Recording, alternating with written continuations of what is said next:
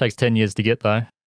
So opal comes in various types and qualities. How do you select the source of your opals that you review on your channel? Do you have any tips for viewers who are interested in purchasing opals? Yeah, I mean, I try to give it. I don't try to keep any kind of secrets from any of my viewers. Anyone that's watching the channel is just getting my raw thoughts. I've tried a lot of sellers. I used to do it a lot more at the beginning, but once you build relationships with people, you tend not to go too far. So if I want Boulder Opal, I've got one person, Nick Hoops, that I'll go to. If I want Cooper Petey, I'll go to you. Yep. There's no point trying to really test every seller out there because, I mean, you've seen it. The last 2-3 years, huge. The number of people selling opal from their backyards is just enormous. They're just buying it and then trying to mark it up slightly, sell it on, and it's impossible to pick out the good ones from the bad ones sometimes. So I've been stung. You've probably been stung. Well, we both know we've been stung by the same people. But it's even now, like that was 3-4 years ago. Now it's next to impossible. There are hundreds of sellers just on Facebook. Yeah, I think you don't reinvent the wheel, and you got to look for, credibility. If a deal sounds too good to be true, it probably is. And just stick with what you know. If you've got good relationships and good experiences with certain sellers, my advice is to stick with them.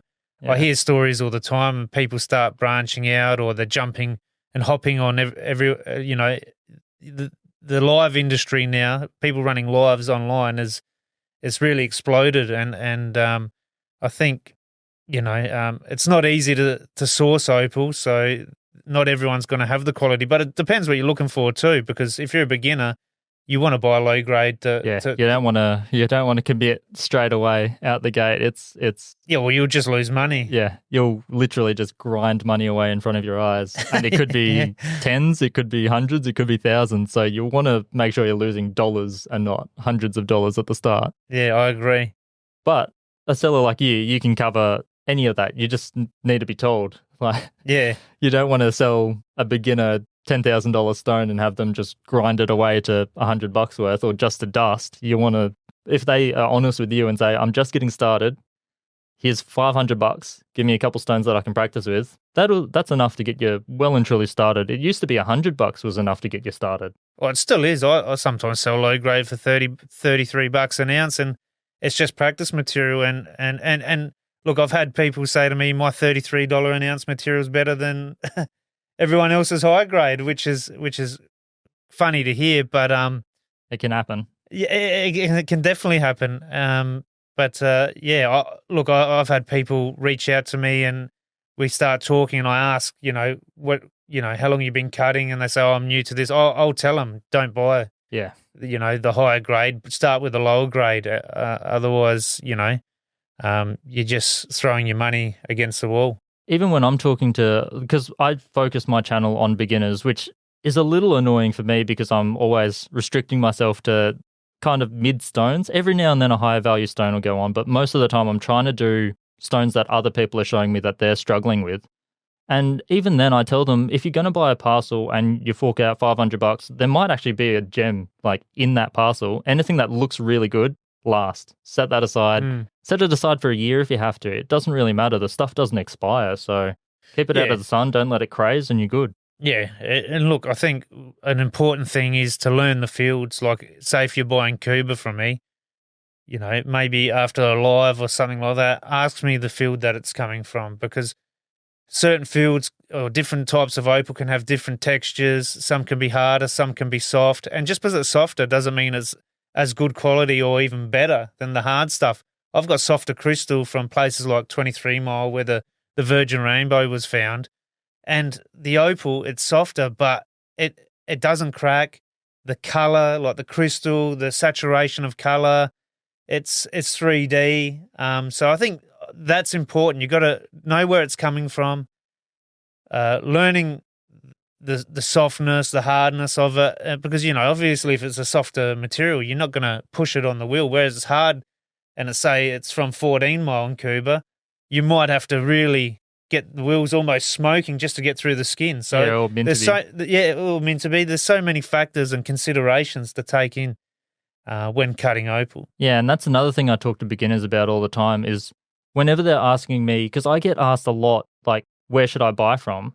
And I'll typically say, the first thing I always say is, what do you want? Because you don't have to be a madman like me and just carve Boulder opal, Ethiopian opal, Coober beady, Mintaby. Maybe just stick to one and just start there, work your way into it.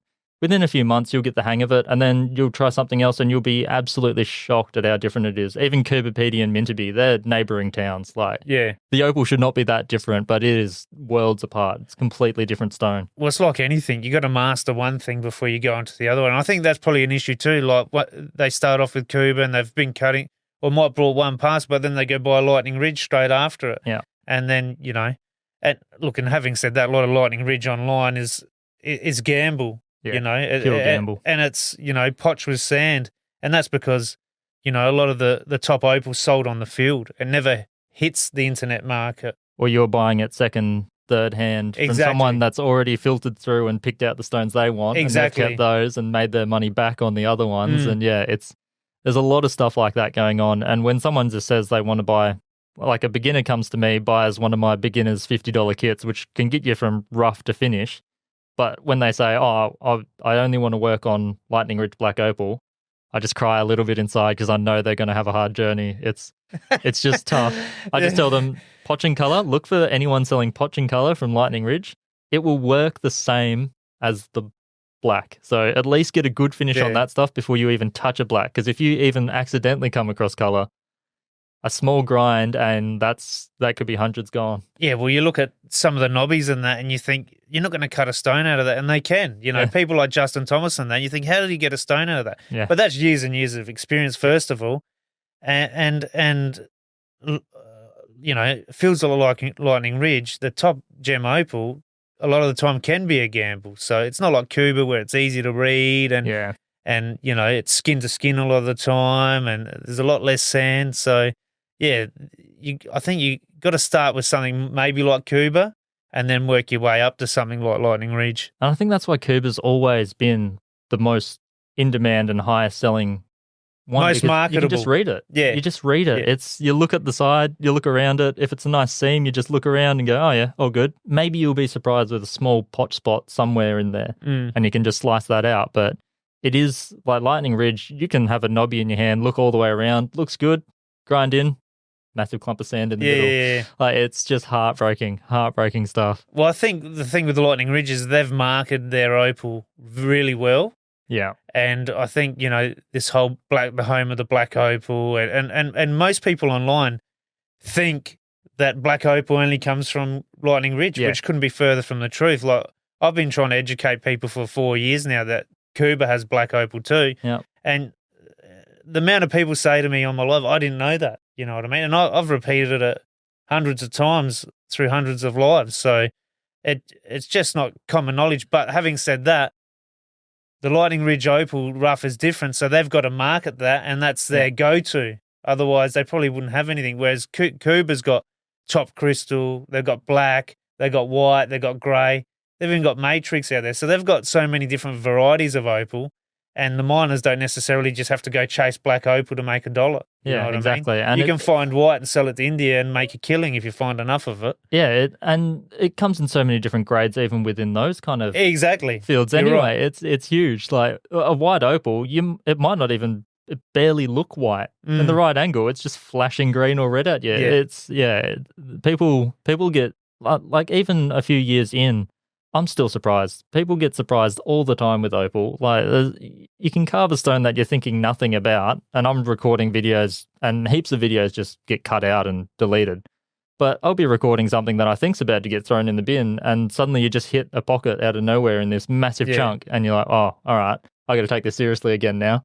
Because, it's just a huge curveball, and that's the best thing about opal. It has to be. You never stop learning. Oh, you never stop learning, and you just get surprised on a weekly basis. Like, I'm sure faceting diamonds there's got to be something in there because there are really good faceters and then there are really bad faceters. So there's got to be some kind of element there. But the difference between someone that knows what they're doing with an opal and someone that doesn't, Yeah. it's just a magnitude of order completely out of it because Yeah, I think so. the stuff is just wild. It just does whatever. And with Cooper Pedy stuff, you start bringing in fossils and stuff, and Oh, yeah. you don't want to ruin those. And people don't know how to handle them. They know how to cut an opal, but you come across a fossil and it's like, Yeah. oh yeah, I'll just cut that up. It's like, oh, Especially shells and Yeah. stuff like that.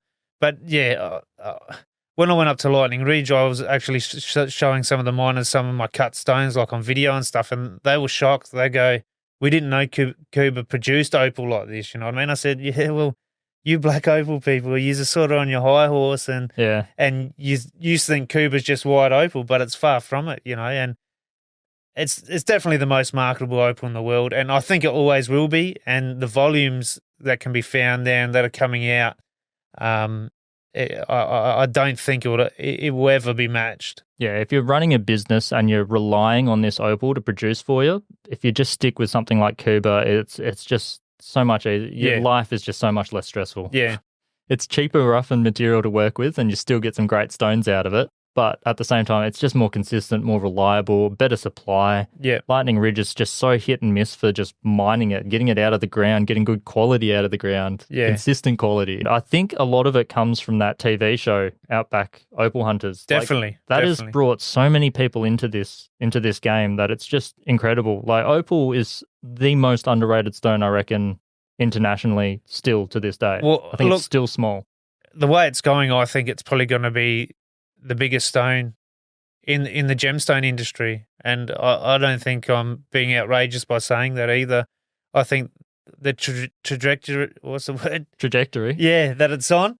It's like I don't say it's slowing anytime soon. It's not going to slow. And the best thing that could have happened to the industry is the show. Like I don't really watch it anymore, and I got in from watching the show. That's how I got into the industry. But I think it's one of the best things that could have happened for it. Yeah, and people make fun of it all the time, but it's TV. It's just a TV show. Oh, it's drama. It's got to you got to get bums in seats. No one's going to watch it if it's just someone just scratching at dirt, finding something, cutting it up. Well, someone like me, because I'm in the industry, I probably don't watch it because I know what the industry is like, and I can sort of see what they're doing and stuff like that. But someone that's sitting, say, in England and it's snowing and they're in front of the fireplace, they're going to love it. And I loved it too when I first started watching it. It got me into the industry. And it's just an eye-catching stone. Like, you can't not like it when you see a good one. Yeah. Well, you know what they say, you don't choose opal, opal chooses you, and I believe that. And I think the most important thing, like, I would never have gotten into opal if I didn't just randomly come across it. I didn't know what it was when I came across it. I had no idea until years later. But if you don't come across it at all, everyone comes across diamonds. Half the people in the world have one on their finger, but opal, people aren't just rocking it all the time. The Queen's got a nice one and doesn't use it. Well, she's not around anymore, and I don't think the King's whipping it out anytime soon, but they've got some great stuff, but no one knows about it. No. When I talk to people about famous opals and stuff, they haven't heard of any of them, even if they're in opal. I remember not too long ago, about 6 months ago, I was doing an opal deal in Westlake's car park. And I'd never met this miner before, so he obviously wanted to meet somewhere neutral. We went in the car park and we're doing a deal at the boot of his car. Best deal. And this lady walks past. She goes, she just like looked over my shoulder. What are you looking at? She probably thought we're doing a drug deal or something, you know? Probably. And she goes, what are you looking at? I said, we're looking at opal. And she goes, I love diamonds. I said, hey, relax with the diamonds. Opals, you know, the new thing and whatever. And we got talking and she was quite interested in it and stuff like that. But a lot of people aren't educated on it. No, and look at the background of diamonds. Like, how much advertising have they done, and how much anti-advertising have they done against other stones? It's like incredible. Opal, saying it's bad luck and stuff like that. No, it's crazy, and they have really pushed that advertisement with the engagement ring in the 50s, was it? I